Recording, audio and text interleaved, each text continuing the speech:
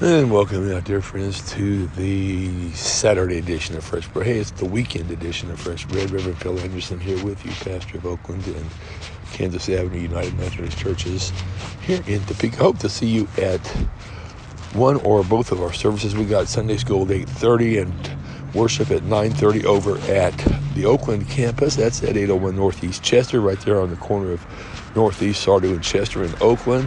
Always glad when Kansas Avenue folks make their way over there if they can't be at church at Kansas Avenue for some reason. We've had several who have made the effort to get over there to be at a service.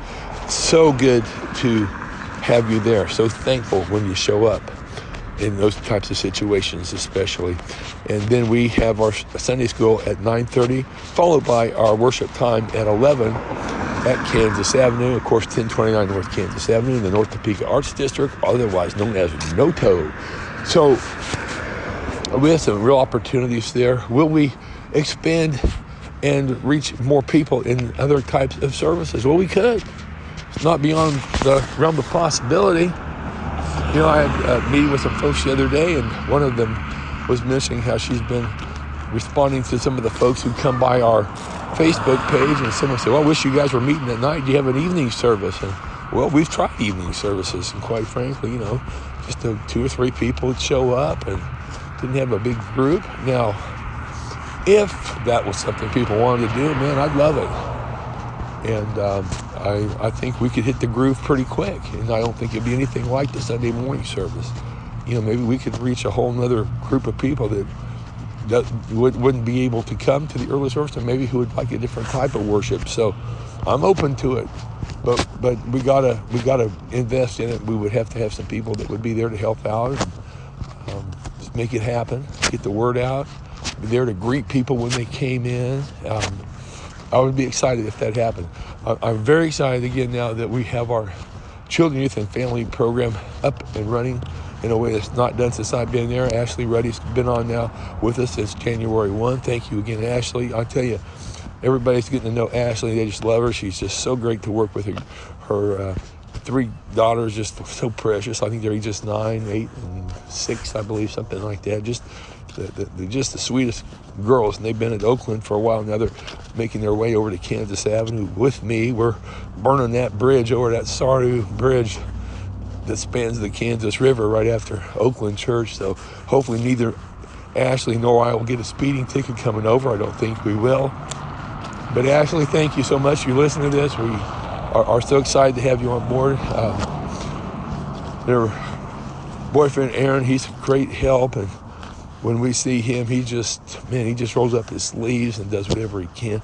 I mean, those are the kind of people that you're going to build your church on, honestly. That's the kind that are going to come in and just say, what can I do for you? What do you need? And sometimes they'll see a need, and they jump in. So we're so thankful. You know, we were talking about the names of the churches: Oakland United Methodist Church, Kansas Avenue United Methodist Church. I want us to start thinking in terms of, and this happened before I ever came in July 1st of 2019, where I had some visions of how to kind of name the churches maybe a little bit different. You don't have to get rid of the name legally. They can still be Oakland United Methodist Church and Kansas Avenue United Methodist Church. I think the time has come for us to think about rebranding the churches, and in a way that we could really hopefully attract some people and downplay some of the things that might prevent people from coming. We have a society right now that they seem like they don't really care much about anything that had to do with an institution.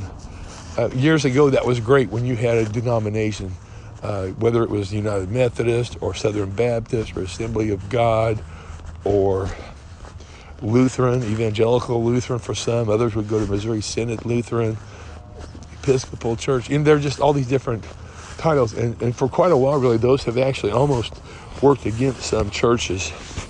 And so I'm not saying that they're working against us, but I am saying that churches sometimes do need to tweak things and sort of adjust their way of reaching the community.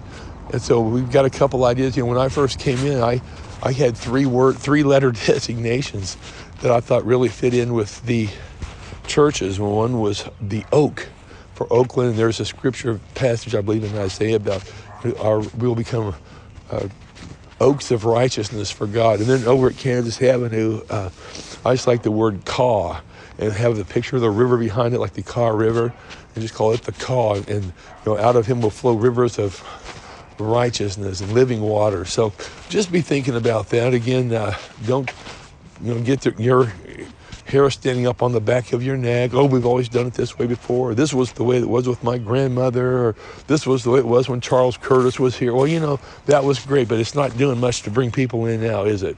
I'm just being real. So, maybe we can change things up, and maybe we can change up our worship here slightly as we move forward. And maybe end up having an evening service or something that's going to, that way people can come in and have the traditional in the morning, and maybe we can have more of a contemporary one, or one that's a little more laid back in the afternoon or evening. We may be kind of coming full circle on a few things, although I think with a few variations and differences. So I just keep all that in mind. We got a lot going on. Let's just do one thing at a time. Let's don't try to spread ourselves so thin that the water's so shallow we're not really getting in. There's just no depth to it. But let's do one thing at a time. And again, right now, my main thing is I want to spend more time getting ready for these sermons that we're doing. It's really a challenge. Keep me in your prayers as we go through Romans. And as we do so, let's get ready for people to come in, because I think if you invite your friends, they're going to want more of this. There's not many churches that I know of that are doing this. In fact, I can't say I know of any in Topeka that are doing this. So bring them in. Let's don't be bashful. Let's don't be ashamed of the gospel of Jesus Christ, for it's the power of salvation to all that would believe. First of all, for the Jew, then for the Gentile. So it's for everybody. It's not for one group or another. And I don't care what people have done or what they think they've done and what they think, because God's got a way to break through, just like he did with the Apostle Paul. He can do it for us. So thank you so much, dear friends, for being with me. God bless you. Have a great rest of the day here on Saturday, and hope to see you at church tomorrow on Sunday.